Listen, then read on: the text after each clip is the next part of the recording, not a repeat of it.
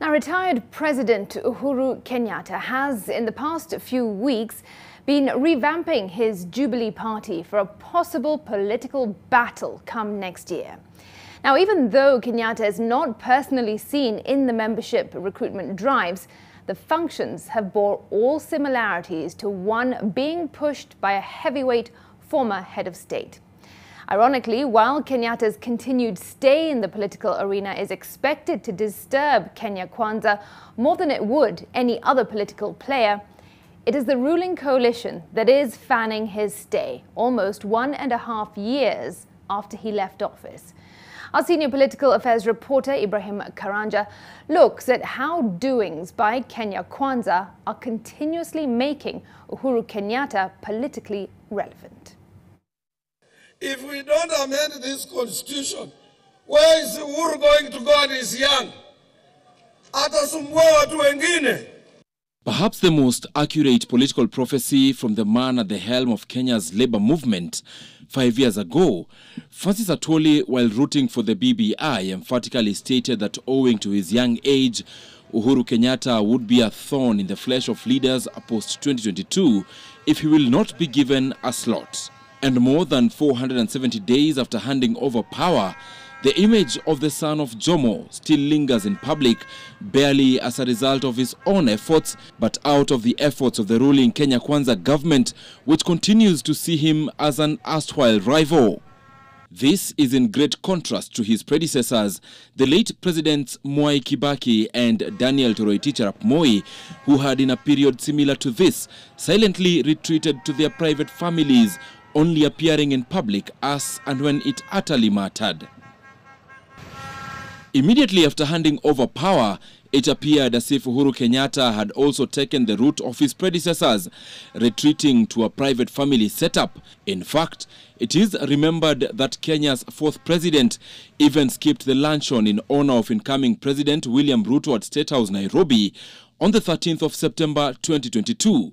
From here, he'd only be seen as he took on his new role as a peace envoy to Ethiopia and the Great Lakes region, and later to a role in the DRC peace process. But all this while, Kenyatta's name was somewhat being dragged into the murky waters of politics. Towards the tail end of December 2022 and in January and February of 2023, the opposition Azimio coalition was readying for nationwide anti-government protests, and in return, the government placed the blame on Uhuru Kenyatta, every so often linking him to the ensuing mayhem. At first, it was said that he sponsored the protests to destabilize William Ruto from performing, and soon after, they said it was to protect his family's empire from paying taxes, which they had allegedly been avoiding for years. In effect, a man who had retired from politics started finding his name on the lips of Kenyans, politicians, citizens, and commentators alike. As a result of the blame game and as a sign of punishing Kenyatta, a group of hired goons invaded Mama Ngina's farm in Northlands, destroying property and making away with livestock. But even before the dust settled on the invasion, Azimio's fresh round of protests saw a raid on the home of Jomo Kenyatta, Uhuru Kenyatta's eldest son, over a firearms fiasco. Observers noting that these constant attacks by Kenya Kwanza have given Kenyatta an effortless stay and relevance in the political space. Snake, when the skin of a snake grows old, what does it do? It sheds. Yeah, that's exactly what Uhuru has done. And I want to tell you, some of them who are close to him are looking for him now. I have that information. I have people in government who are looking for Uhuru, or looking for a way that they can reconcile with Uhuru.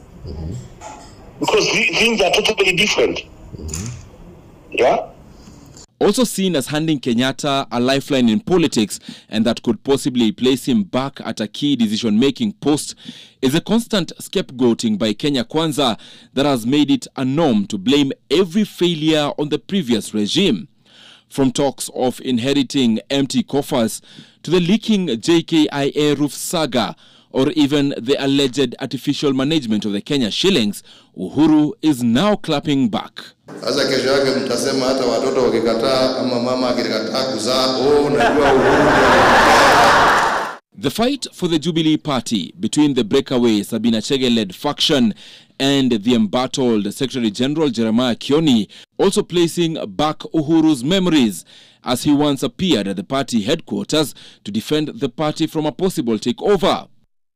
And having made a return to political activities in the past few weeks, we can only wait and see how the constant effort by Kenya Kwanza to keep Uhuru in public will either boomerang on their political landscape or upstage the opposition agenda next year.